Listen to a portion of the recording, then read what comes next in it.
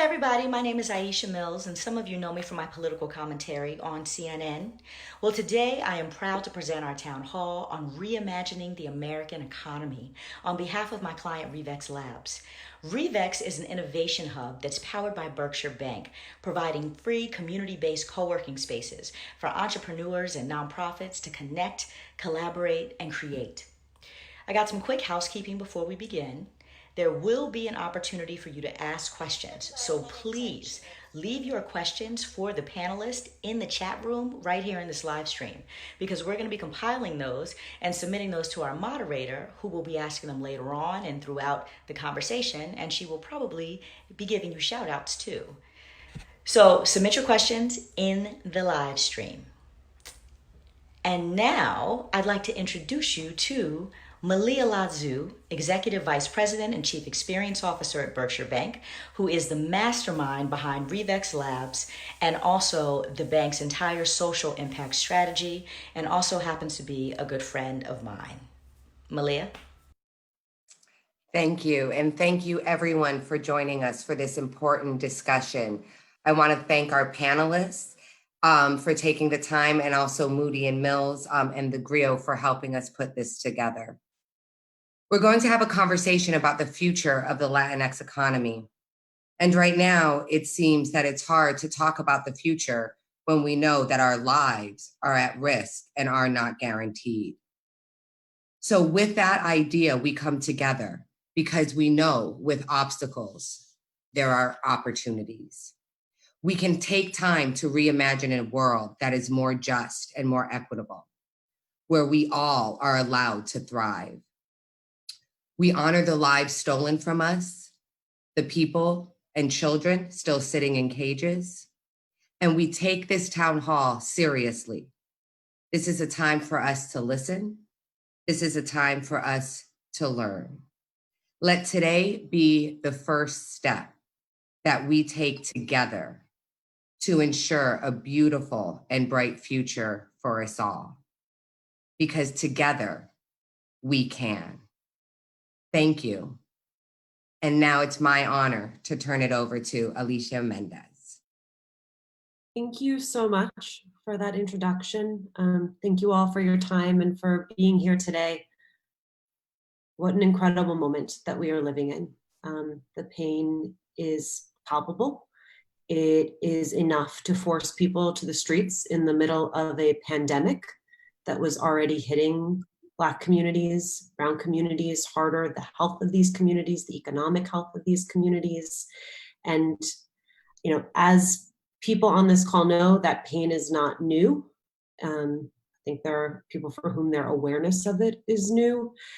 But this moment is incredibly unique because not only are we grappling with the tragic deaths of Ahmaud Arbery, Breonna Taylor, and George Floyd, that is all happening in the wake of a pandemic. And so this is an incredible moment. When I talk to organizers, they talk about this as a moment of as much pain, also incredible opportunity, and a question centering around whether or not we have the imagination as a nation to rise to this occasion. And so I cannot imagine a better group of people with which to have this conversation. Cristina Jimenez, I want to begin with you. You and I are buds. And so I wonder how you are, I wonder how your family is in Queens. But I also wonder for you as an organizer, someone who has for a very long time operated in the immigrant rights space, how you are understanding this moment and how you are seeing it as it relates to both the challenges economically for our community, but also as it relates to the opportunity for this community. Thank you, Alicia, and thank you for all of you who put together this conversation. Malia, thank you so much for your leadership. It is such a necessary conversation. And Alicia, as an organizer, I feel that this is a moment of profound pain, but also of unprecedented courage. That despite of a pandemic that has disproportionately impacted Black, Brown, Latinx immigrant communities and Native American communities, you see these same communities hitting the streets and chanting Black Lives Matter and demanding justice not only for George Floyd, but demanding that we end systematic racism, police violence, and invest in Black life and invest in communities of color. So to me, it's been a profound moment to also wrestle in Latinx communities with our own biases, anti-Blackness, and the work that we need to do to dismantle all of that in our communities. I cannot tell you enough this past 2 weeks how many young people in United We Dream and immigrants who are part of our network are saying, we're having such difficult conversations about race. It's draining. My parents, some of them are worried about the police instead of the protesters when we have seen how the police has escalated violence against people who are fighting and yearning for justice. But these are the hard conversations to have and that we must have. And so, we have been providing resources for communities to have these conversations. And more than anything, to use this as an opportunity to educate and empower people with tools and knowledge. The reality is that even before the murder of George Floyd, and before the pandemic, systematically, Black and Brown communities have been set to not have access to education, access to good jobs, access to healthcare. And what the pandemic did, Alicia, is that it exposed the inequities that have been there, built by design by our politicians and by the dark history of this country with slavery. So when I think about places where I grew up, in Queens, in Jackson Heights, where my parents live, that became the first epicenter of COVID-19, I was not shocked as many people in the country were. Why? Because even before COVID, when I grew up in that community, which is predominantly poor, working class, immigrant, and immigrants of all backgrounds, and majority people of color, I knew of Elmhurst Hospital, which became the epicenter in New York City. And I knew that this hospital was the only hospital serving thousands of people in 5 different neighborhoods in Queens. This hospital and this area was already under-resourced when it came to access to healthcare. So I wasn't surprised that this became the hospital with the majority of people getting sick and people even dying in the hallways and in wheelchairs because they could not find beds in the hospital. And I could also think about me growing up in Queens as an immigrant, Alicia, and experiencing police violence and racial profiling firsthand. When my brother was 12 years old, he was stopped and frisked and physically assaulted by NYPD. Why? Because he was a young brown boy walking on the street and therefore suspicious of something. So I see these as interconnected experiences, policies, and systems that are impacting our communities. And when I talk to members of the immigrant community and Latinx communities, because we're doing phone calls, Alicia and United We Dream, we're calling people to make sure that they're getting counted for census. And at the same time, we're asking them, how are you doing? The answer that we're getting is that people have lost jobs. In some families, particularly mixed status Latinx families, there are people that did not benefit from any stimulus support. They were excluded by our federal government because they are mixed status families where you have some members of those families who are undocumented immigrants. They don't have money for bills. They don't have money for food. And what you have seen is that are in the absence and the failure really of government leadership, communities are coming together to take action in mutual aid, creating things like funds to support communities. And the numbers are not letting us, lie. They're revealing here the truth. Just today, we saw the latest numbers reported by NBC. 17.6% of Latinx people are unemployed. They've lost income. And we know that of the 26 million Latinx workers in the workforce, over 24% of them work in low-wage jobs. Most of them could not afford to stay home, and like many of us, have the privilege to work from home. So when we think about the impact of systematic racism, of police brutality, of racism and COVID, we ought to talk about the fact that the pandemic has hit communities disproportionately hard, particularly Black and Latinx, but also that racism is a pandemic that we have to also eradicate. So, I look forward to the conversation because I think that this argument of going back to normal or rebuilding is completely flawed, because what we had in the past was not working. It was disproportionately excluding Latinx, Black people from access to core institutions of our democracy. So when we think about how to move from this moment, there's a quote that I've been hearing, that the pandemic is the moment of a new path, of renewing and building the new that will ensure that all of us are included and that all of us can thrive.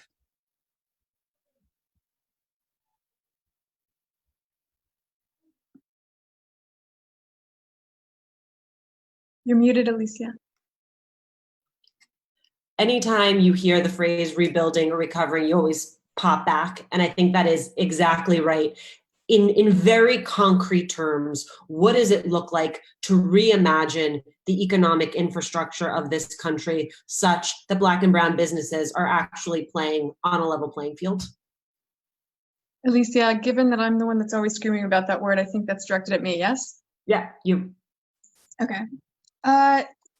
First of all, thank you for having us. And Malia, Aisha, Berkshire Bank, and I want to name specifically because it wasn't that long ago that investment companies, banking companies, a lot of people still are sitting on the sideline and are being silent because they feel that this isn't their lane. They're a business. They're in the business of doing things that are not related to race or these sorts of issues that, at another time, another place, were perceived maybe as lightning rods that business entities shouldn't touch.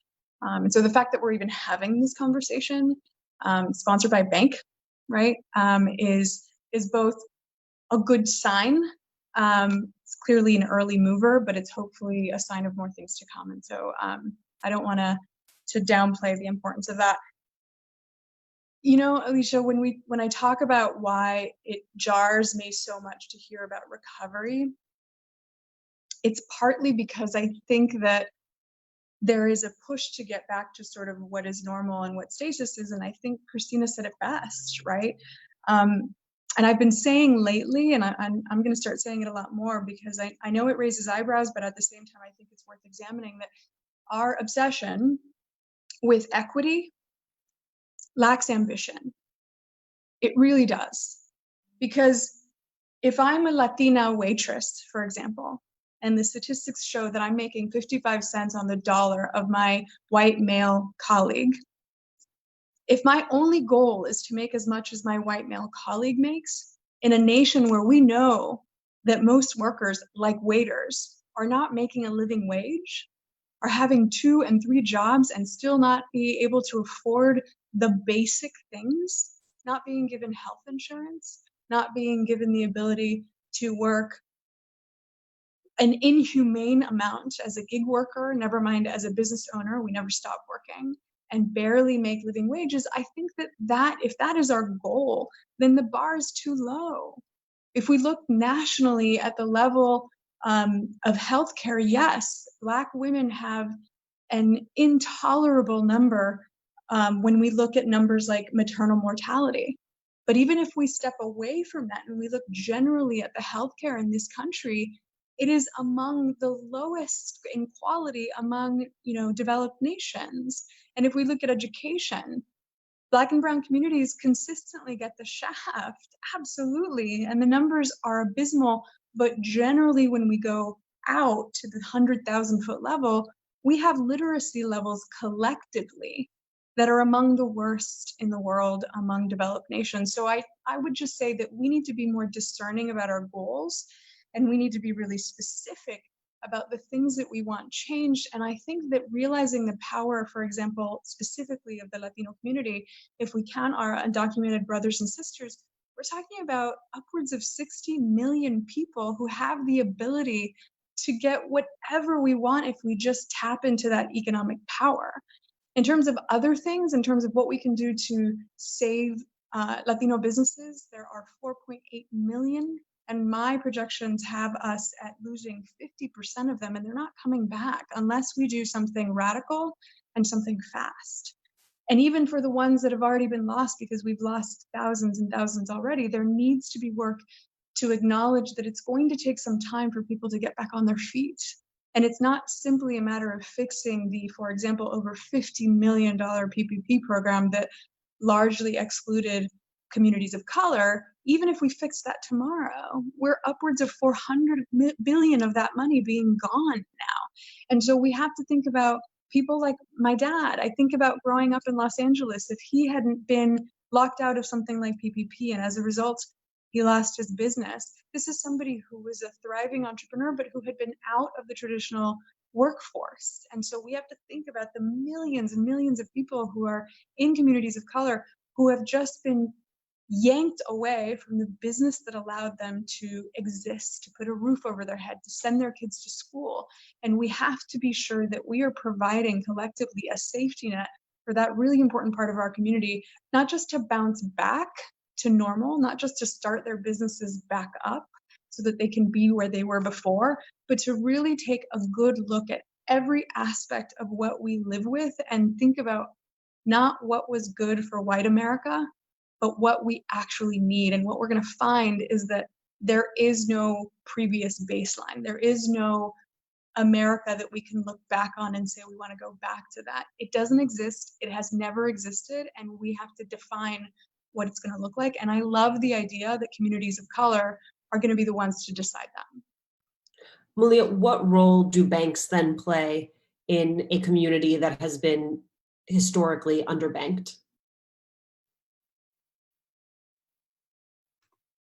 I think the first role that we play is to listen and learn. So often in business, especially in banks, we feel very important. There's a lot of money going around.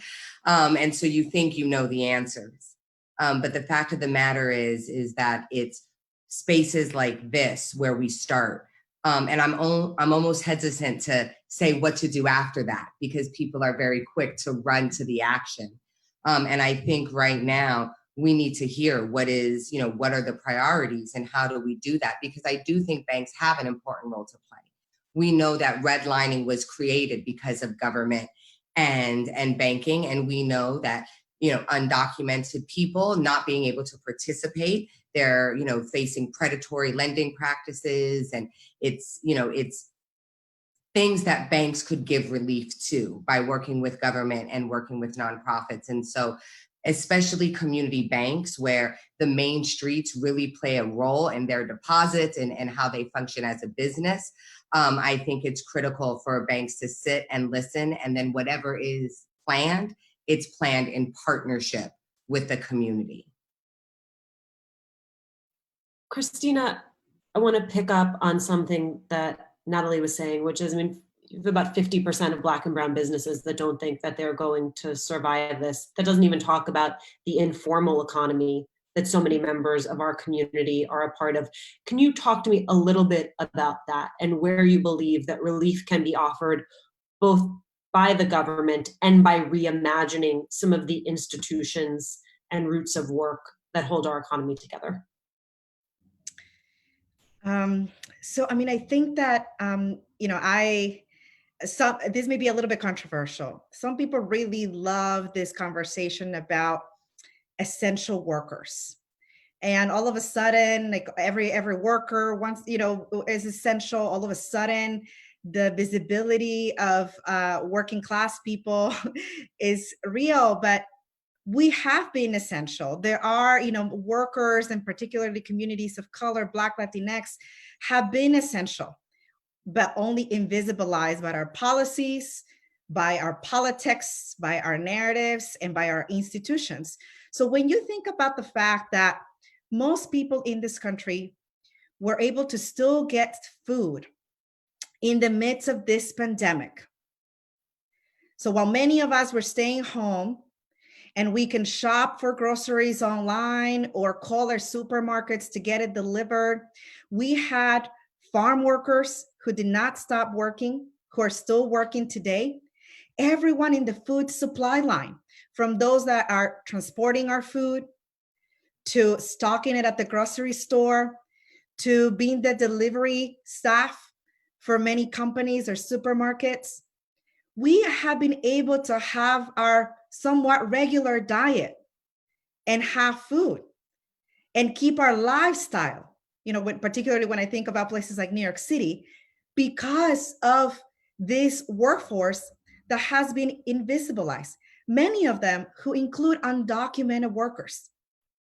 And I think about the people and the workers right now who are being forced by our federal government to still be in the meat packing plants, shoulder to shoulder, working very closely together without equipment to protect them from the virus, just so that we can have meat on the table. And when we're talking about those jobs, Alicia, I cannot think enough about the role of unions and the important role of the right of workers, regardless of immigration status, to be able to organize. So when I think about what we think about when we think of solutions, from one part is policy and advocating, and many people have taken action, calling their members of Congress, pushing local elected officials. You're seeing, even in this moment, the pressure of movement and advocacy and how it's working. People are calling for justice of George Floyd. You're seeing some changes in how the district attorney and others are handling that case. People are asking for a defunding of police. You're seeing Los Angeles and Minneapolis and Oklahoma City having conversations about their local budgets. The New York City budget was released today. Everyone wants to know, are we going to defund the NYPD and reinvest in our communities?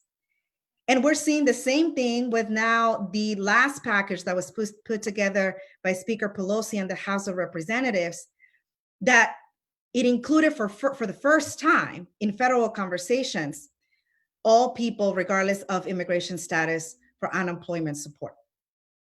So these are some of the things that we can do at the policy level and that we have to push our institutions and elected officials to think about. But Alicia, we will not do the work completely if we don't hold also corporations accountable. And part of what I feel so proud to be part of this conversation is that you're seeing here a bank engaging in this conversation. Quite frankly, the example of what we need to see financial institutions and businesses and corporations across the country doing. And, I have to lift up the leadership of organizations like Color of Change and my good friend, Rashad Robinson here, because publicly he has turned away millions of dollars from corporations like Facebook in this moment, who are also trying to use resources to hide away from the fact that their platforms and their institutions need more radical change if they're really about racial justice.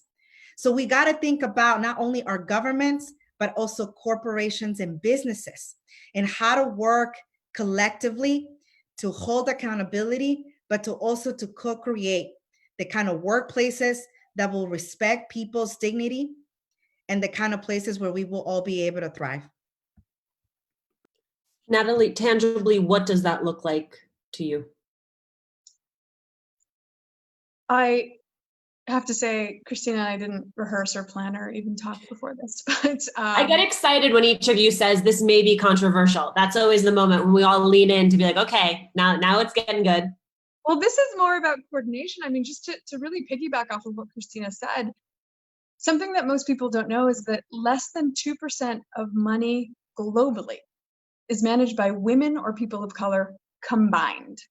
How are we meant to be the architects of the world around us with the single system that influences everything when we represent less than 2% of the people that control that? And so as an investor, the first thing that I would say that absolutely needs to be done, and this is, I don't know if this is controversial as much as it is just maybe unusual coming from an investor, but the number one thing that we as investors have to do, whether we are part of that less than 2% that are women or people of color or not, in fact, clearly the other 98% need to get in gear here, and that is that if you are an investor and you're in the world of finance, and especially if you're in my world and you purport to be, an impact investor, none of your investments have any chance of having a future with another 4 years of the current occupant in the White House. They just don't. So I would argue that the single best investment that anybody can make in 2020 is to put money into the elections in November. And there are ways of doing that. I happen to have chosen, there are multiple organizations, but I happen to have chosen the Movement Voter Project, who have moved close to $30 million into the elections, and they're targeting hopefully more than 50. But they are focused on investing not in campaigns, but in grassroots organizations led by people of color in places like Wisconsin, in places like Minnesota, in places like Illinois and Michigan, so that Black and brown grassroots organizations that are there 365 days a year, and they'll still be there after the elections have finished, to ensure that these elections go our way and that the next ones do as well. And so I would say that's the number one thing. And then beyond that, this is, it may be controversial, but we need to start shopping with our own, and we need to start putting our money up with our own. If you have not moved your money to a Black-owned bank, if you are not shopping with Latino-owned businesses, we have to redefine what family is defined as, and it needs to be inclusive. The Latino community has to reckon with its anti-Blackness. And when we think of shopping with family, the way that the Orthodox Jew community has, for example, Cuban communities have, the Korean American community, they have thrived to the extent that they have in our economies because they have taken care of their own. There's nothing wrong with that. And it's time that we redefine family to be this broader umbrella of all communities of color. And we shop with family, we bank with family, we do business with family first. Malia, that earns snaps from you, so I want to bring you in there. Absolutely. I mean, I think this conversation is so invigorating because it shows that answers are there. They need to be capitalized. They sit in the communities. And what we have found in the work that we're doing and the relationships that we're building is that when we work together and when we take risks, so, to Nathalie's point, it's not about giving money away. She's an investor. I work for a bank. As much as I would love to give all of our money away, they won't let me. But what we can do is find business models, which means moving beyond charity. And I know charity is important, and I'm not saying we don't do it, but charity keeps us dedicated and beholden to the benevolence of other people. And if we can figure out ways to build our economy, we're doing community underwriting to support startup Black and brown businesses. And what we're seeing is that, guess what? We have a lot of great ideas. The problem is that the first question you get asked is, what'd you raise from friends and family? How much of your money are you putting in here? And with the wealth gap, we can't do that. So we need to get creative. And it's, again, I'm just very excited that there's, so that we're having this conversation and that we are having it at this moment with the intersection. My father is Afro-Latino. He is Puerto Rican. His birthday is today. Hi, Papi. But, we have the slave ships went further south than Florida. And I think it's in that intersectionality as well, that if we combined economies, if we look at, the African diaspora, and those African descendants who speak Spanish as well, there's an unlimited potential for global economy, to be quite honest. Nathalie, I want to go back to the point you raised about the investment that you believe has the greatest weight being an investment in November. You, at the same time, have been holding Democrats' feet to the fire. And so I want you to imagine a scenario where next January you have Democrats in control of at least the lower chamber. You have a Democratic president. What are the structural reforms then that you believe this community needs to demand? There is, among progressives, an obsession with optics. And as you know, I called my family office outcomes over optics. When people ask me what sort of investing I do investing with a priority on outcomes over optics. I'm not investing in things because they have pink logos or green packaging and saying that that's good for women or good for the climate, right? I want real substantive results. And I think that we have, accepted scraps for too long. I think that to your scenario of a situation where we have the big blue wave we want to see, what comes next, because right now it's a matter of survival, right? Right now it's almost as though we have to make sure that, we put the oxygen mask on and everybody lives to see another day. It truly, the last 2 weeks have shown us that it truly is not exaggerating to say that this is a matter of life or death. But once we get to that basic sort of need covered, I think what's going to happen next, and I think what our politicians on the left need to see and know, is that there is going to be some house cleaning. The bar is going to be raised. It's not going to be just a matter of survival. I was disappointed in Nancy Pelosi. On the first day that PPP was released, she did a press conference, and among the 3 or 4 points that she covered not the fact that Black and brown business owners had been locked out entirely at that point. $3 billion were released in the first day of PPP. And anecdotally, it seemed very clear to me that no Black and brown business owners were getting this. And on that day, among the points that she covered was the fact that venture capital and venture-backed businesses had been excluded from PPP. I'm not going to say that that's not a good idea. I'm not going to say that there is not some entry point for some aspect of that point to be raised, but to have that be among the top things that a Democratic leader is worrying about, it's the health of the venture-backed business ecosystem, which, by the way, represents less than 1% of the total business ecosystem. That, to me, shows a lack of understanding of what's truly important among their core audience, which is us. And I think what it means is that we're going to have to demand that our leaders take a second look and reprioritize the things that actually matter to us, and not the people who write fancy 100 people signed letters with, famous investors that we all know and see, on TV. That is not where our priorities should be. And for now, I think that we're letting them slide because we want them to win and we want to take the House, stay with the House and take the Senate and obviously the White House and local and, city, every freaking level we possibly can. Because again, it's a matter of survival. But I think that our Democratic and our left leaders need to understand that the bar is raising. Every day that passes, the bar is being raised, and they're going to have to step up or get out of the way. Well, that is a perfect moment for me to bring in Congressman Joaquin Castro. Congressman, thank you so much for joining us. We're talking about what an ambitious Democratic agenda would look like that takes into account not simply rebuilding the US economy, but fundamentally reimagining the US economy. What would you want to see in that type of agenda, in that type of legislation?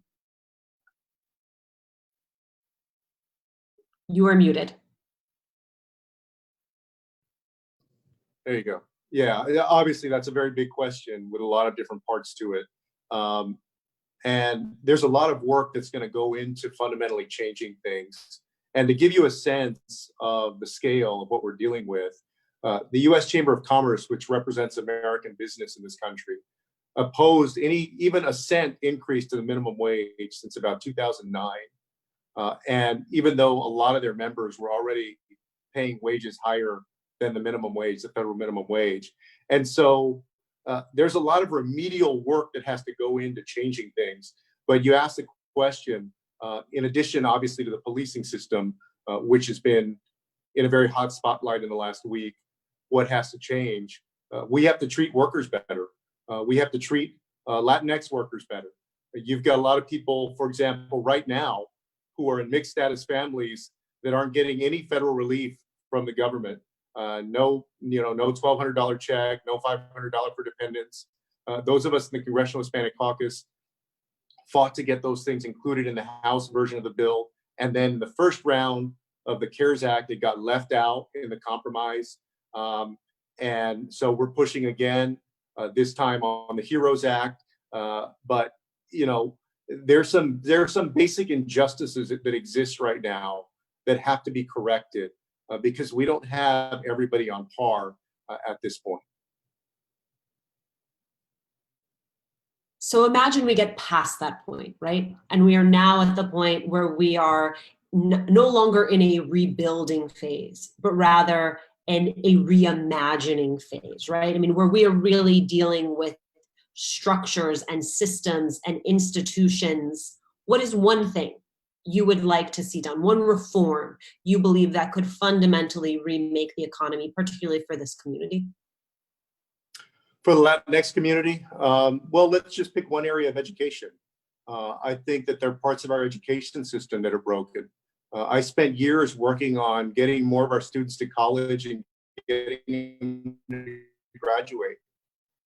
And right now, there are major pieces of our educational infrastructure that are not fair and they're not in place to do that, to guide our kids onto college. So a lot of people end up falling through the cracks. There are these structural, very practical structural reforms that actually end up being pretty big because they haven't been fixed in years that we need to do. But they're very concrete things, right? I mean, generally you would say, well, we want to make sure that all of these systems that we're talking about are fair and equitable for everyone and that there's justice for everyone. But all of that comes down to very practical changes in our system.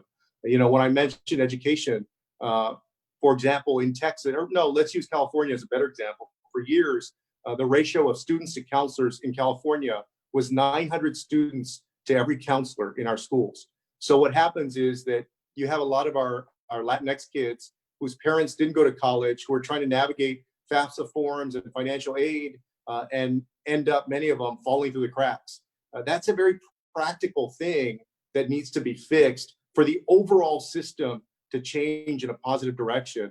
Or if you're going to reimagine reform, it comes down to these very practical things. I want to start bringing in some questions from those who are participating and watching, and please continue to submit those questions because they're fantastic. Malia, this question is for you. There are community and regional banks that are closer to communities and small businesses. There are also mega, too big to fail banks. What's the difference in approach and practice between these banks? That's a great question. And I think it is really important. We started this conversation talking about having a deposit relationship with a Black bank or a minority bank. And I think it starts there. When we look at CDFIs, and I don't remember the exact alphabet soup for CDFI, but CDFIs really help people on the banking ladder. And then they can move in. What you see with banks that are too big to fail is that they're not tied to the community. It's not their business model. When you have a community bank that's tied to the community, you see a different response. And like what we see with Reevx, this very town hall is an example of how we're, reinventing the branch, how we are reinventing how we get into communities and talk to people. And I don't think I could have done that at a large bank. I'm not a banker. I'm a community organizer. And I don't know if a large bank would have hired a community organizer to do its diversity and inclusion work. So I think community banks, while they may not have the resources that the large banks do, they're definitely more tied, and the pain of the community they're closer to.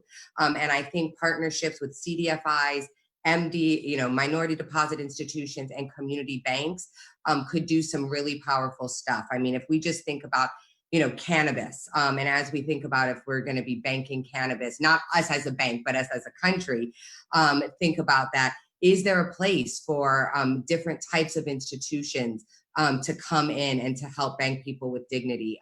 And the final thing I'll say about the difference between big banks and community banks is that with community banks, you can talk to people that are high up that are near you. You know, you can get a hold of a CEO much easier than you can get a hold of a CEO of a larger bank. And that matters. I know that for our CEO, you know, when COVID hit, we were one of the first banks to respond.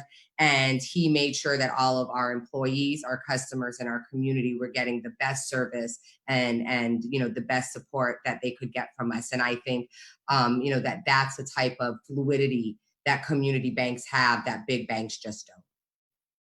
Christina, this question comes from John Colon, who says, dream with me. What does a new normal look like? Is it one of broader economic opportunity? How can one thrive in a gig economy? And so I want to focus the question on the gig economy and how much of it really comes down to a question of regulation and how much of it comes down to these business models and whether or not businesses want to do the right thing. What is your take?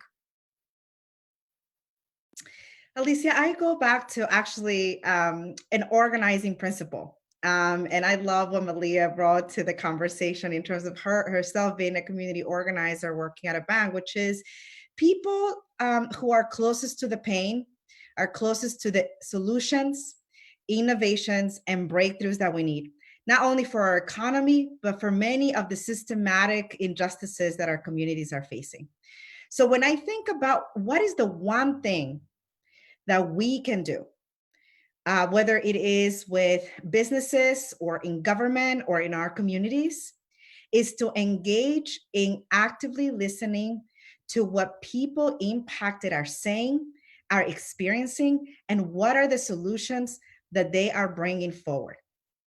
United We Dream as an immigrant justice movement has been successful, not because of resources, not because the politics have been on our side. In fact, you know, I've been leading this organization for over a decade, and I cannot think about going from like crisis to another crisis and more attacks to immigrant communities. But we have been successful and have a track record of achieving meaningful policy solutions that have impacted people's lives and changed them dramatically.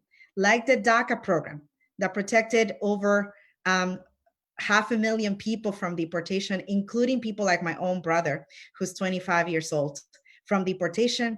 It gave them a work permit. And what many people do not think about is that DACA was, in essence, an out-of-poverty program. It empowered young people of color to pursue education opportunities that they didn't have access to before, to become entrepreneurs, to have access to capital, to finally have access to create bank accounts, to get credit cards for the first time, to get loans. And I cannot tell you enough how much work we've done to ensure that they also make educated choices about where they bank, how they invest their money, and how they support their businesses and create their own firms. And many of them, you know, have become entrepreneurs. But that's because people impacted were at the center of the conversation. So when we think about policy and when we think about innovations in our economy, that's the one principle that I will put forward. It has a track record and we've seen it worked. So, you know, why not continue to create those spaces? Congressman, this question comes in from Omari, who says, PPP should have had stricter requirements and oversight to ensure that the communities impacted would have had access to those funds. I know everyone on the panel has opinions about PPP. Throw a question mark on the end of it and consider it a question, but your opinions on sort of, especially now, hindsight being 2020, what has to be done to correct for it? Yeah, first of all, I completely agree with that. I mean, even people in my own district, my district is 64% Latino, and there were small businesses that ended up getting left out of that program. Now, Congress came back and tried to add more money to basically community banks to try to make up for that. But there's no doubt that there were smaller businesses that got left out, often in favor of larger businesses in that first round. So in terms of what needs to be corrected, Congress took a stab at correcting that once already. I think as we go forward, we have to continue to tighten to that capital. And what we saw was, you know, you have a significant chunk of Latino and Latina businesses that don't have a permanent relationship with a lender. a standing relationship with a lender. So they basically got beat to the door by these other companies that were ready to go with lenders ready to give them money right away or help them get money right away. So we got to continue to work on that. Do you mind if I just jump in to talk about the PPP experience from the bank? Yeah, that would be great. Second, because there's still PPP money, everybody. So go out and get it. And, you know, I think that the way I look at PPP is a saying that my grandmother always used to say, you know, the road to hell is paved with good intentions. And to try to move trillions of dollars is an insane task in a few weeks or a few days. But what we also saw was that people were not necessarily trusting of this idea of forgiveness because there was, you know, so many questions.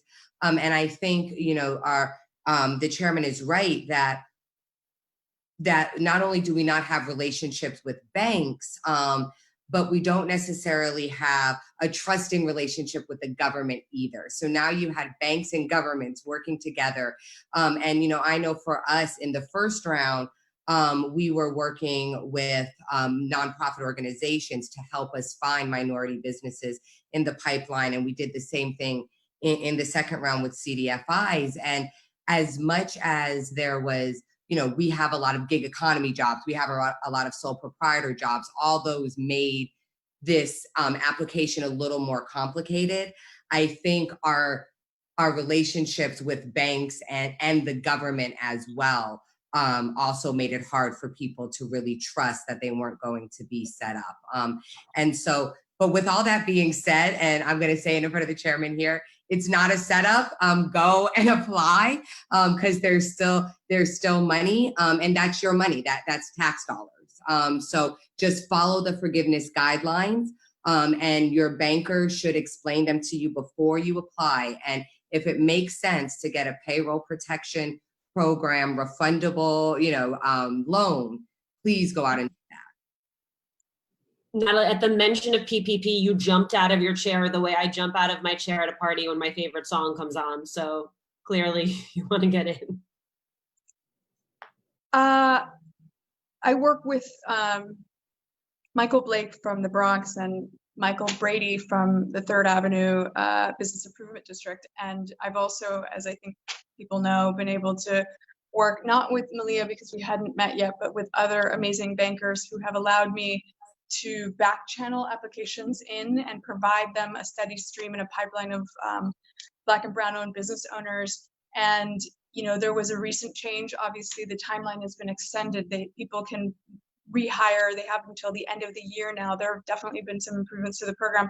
I agree. It is not a setup. There is money. People need to apply. But I will say this, even those of us that are neck deep in it and who are being consulted by other experts to be the super expert and to read and to work with counsel, and who are also neck deep working alongside attorneys and others who understand policy certainly better than a business person or an investor like me, I would push, you know, my fellow panelists, Congressman Castro, and everyone else who has any say in this. We just need to forgive the small ones. People who do not have fancy accountants and fancy lawyers and who we didn't even translate the forms for need to simply have their PPP loans forgiven and not have to go through this cumbersome process of the forgiveness. The last thing that our small business owners, the barber, the people like Mariama who owns Suma Home Care outside of Philly. She has 150 employees. She survived the civil war in Sierra Leone. She's a registered nurse. She's absolutely, you know, providing a critical service to her community. And the last thing that she needs is to figure out a difficult forgiveness process that is changing, it seems, on a weekly basis. We just need to take a certain number, whether it's less than $1 million, less than $100,000, and we just need to forgive it. And I think that that's possible. And I hope well, and I guess, yeah, I guess if I could jump in there, and I think that Congress should take a look at that. And I think you're right that there are very small businesses that we should provide even extra flexibility than what we just did. But one of my concerns was to make sure, because you have a lot more Latinos and Latinas that are employees than business owners, right? And so I wanted to make sure that you don't have scammers out there of any skin color, right, who are just going to take the money and then not give it over to salaried employees or hourly workers. And then if we just carte blanche forgive, there's a danger in also being too lenient, because you could have people that are also scamming folks and pocketing the money rather than doing what they're supposed to do with it. And so you're right. I think that we ought to be as flexible as we can with these, especially people in that group, that class of business owners. But I also want to make sure that these employees are getting what they're supposed to get from the program. As you know, we just reduced the requirement that 75% of that money go to employees or to salaries down to 60%, right? So that was an accommodation to business owners. But your point is well taken. I do want to make sure, Nathalie, that we also touch upon something that always seems to come up as like the unicorn answer, which is that somehow a new VC fund is going to give access to capital to all of the people out there who have big ideas. And you have fundamentally shaped my thinking on this. So the next time we see one of those feel-good headlines or tweets, what is the proper response? VC represents less than 1% of the business ecosystem. I don't care how much you love Shark Tank. It is a TV show.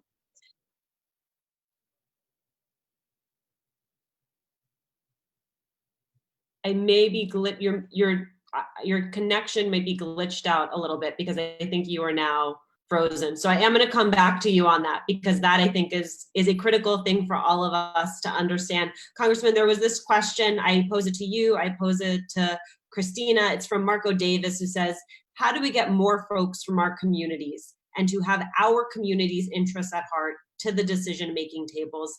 How do we get more of our leaders into, quote, the rooms where it happens? Cristina, you want to start, and then we can hand it over to the Congressman? Sure. I mean, I think that this is, we're living through it right now in this conversation with one of our financial institutions in our Black, Brown communities being present.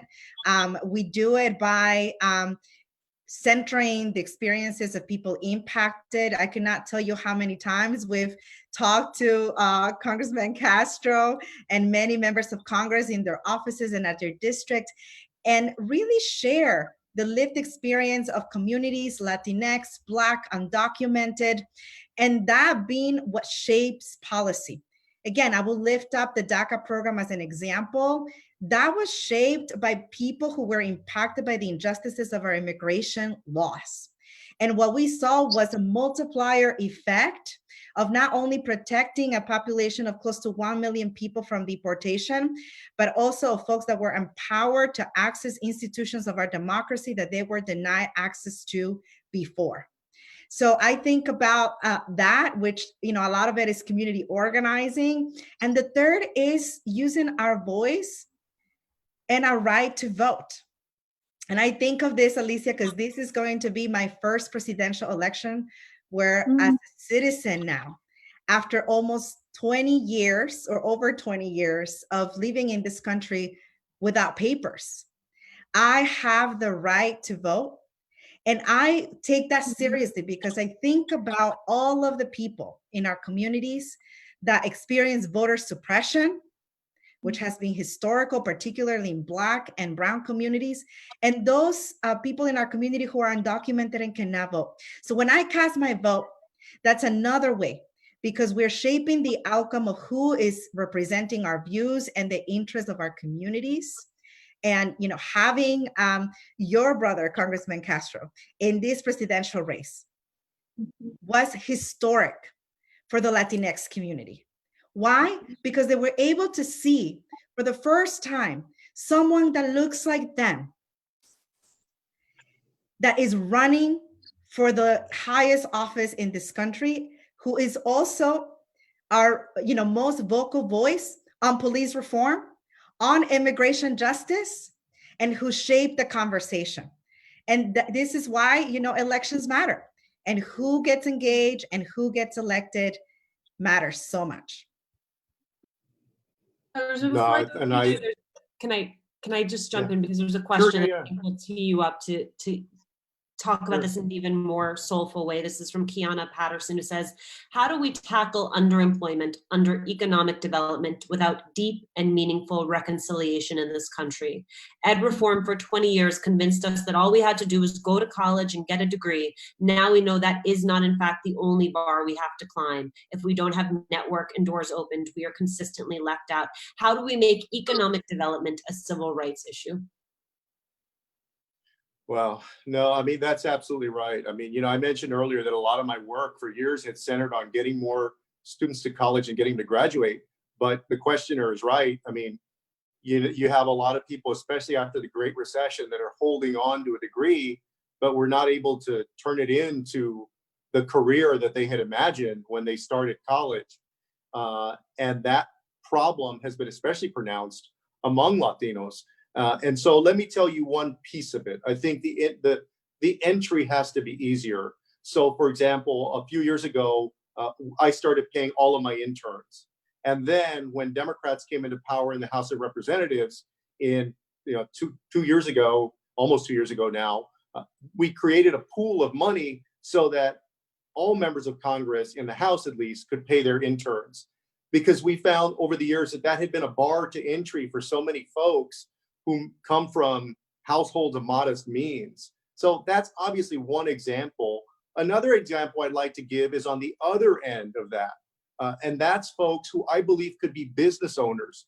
We have a real challenge in the Latinx community of, I believe, not always harnessing the potential of people who are employees in certain industries who, if the right nonprofits and other groups worked with them, could actually turn them into business owners if that's what they want. So, for example, let me give you an example of that. If you go out in Texas in July or in August and you look at who's working out in the construction industry, you're going to see a heavy portion of the people working on roofs in July in Texas or on the highways in Texas are Latino. And yet, if you look at proportionally who owns the big construction or even medium-sized construction companies, you won't find very many Latinos among those ranks. I believe that when you have a group of folks who are dominant in an industry as workers, as Latinos often are in different industries, that there needs to be a concerted effort then to go in there and help them become business owners, and that we have not done a good enough job of doing that. That's also how I think you can change economic power in this country. And in fact, if I wasn't in politics, I would spend, I think, a lot of my time on an effort like that, because I think that it's absolutely needed. Construction is just one example of that. Oscar de la Hoya and what he did in boxing with Golden Boy Promotions, that to me is also an example of somebody in a different industry who was somebody that was a boxer himself and then left that and now became a promoter, an owner of that industry. We have 2 minutes left. So I'm going to ask each of you with about 30 seconds, your departing thoughts, what we didn't get to, and if you need a different prompt, how you are maintaining hope in this moment. So Nathalie, I'll begin with you. I'm going to just piggyback off of what was just said, which I'm glad Congressman Castro is in politics. But if he ever wants to come over to my side, I'd be happy to work with him. And I would say that in addition to measuring profitability and in addition to measuring return on investment, if we collectively start to measure the baseline of median net worth of the people that we serve, the customers that we serve every day, and we every year check in as an industry on how much have we increased the median net worth of Black and Brown communities that we serve and that we hire, we would live in a radically different world. I think that anybody who touches business needs to adopt that as a new measure of success.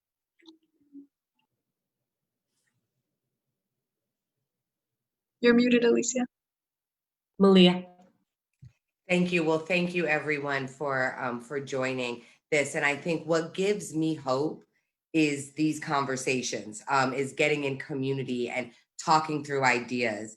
We will figure out, we do have the solutions. We recognize our power, and it's about us coming together and making sure that our worth and all of our contributions that we have given are seen as valuable and seen as capital, and that we can own them more. And I end with also reminding folks, as we talk about the civil rights movement and workers, that Dr. King was assassinated marching with sanitation workers. And I think that says something about the path of the civil rights movement and where we want to head. So thank you so much. And thank you everyone for joining. Thank you, Malia. Cristina? I'll just leave you with the fact that people have been the ones responsible in creating the systems, the policies, and the institutions that we have. And people have also been responsible for transforming them and for changing them. We're witnessing that moment right now. And what brings me hope is that it is, these conversations and the work that people are doing all across the country to ensure that we as people are bringing the solutions and the ideas forward because we have them.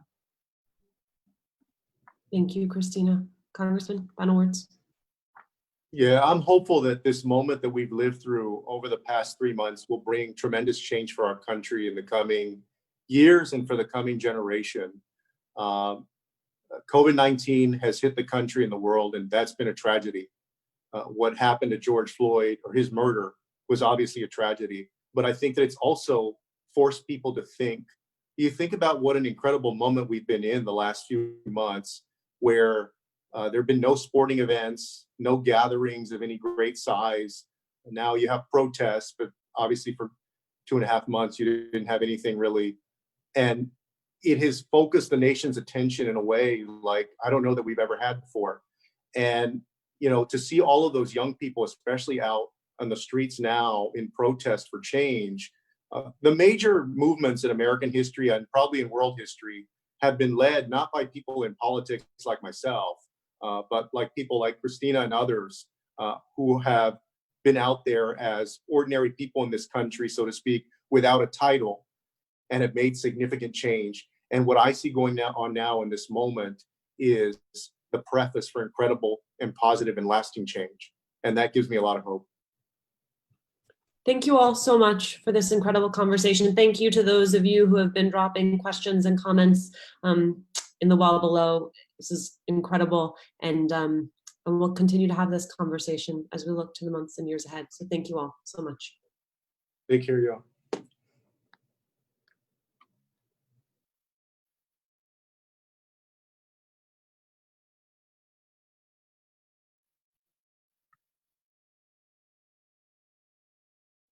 Just reading everybody's chats now.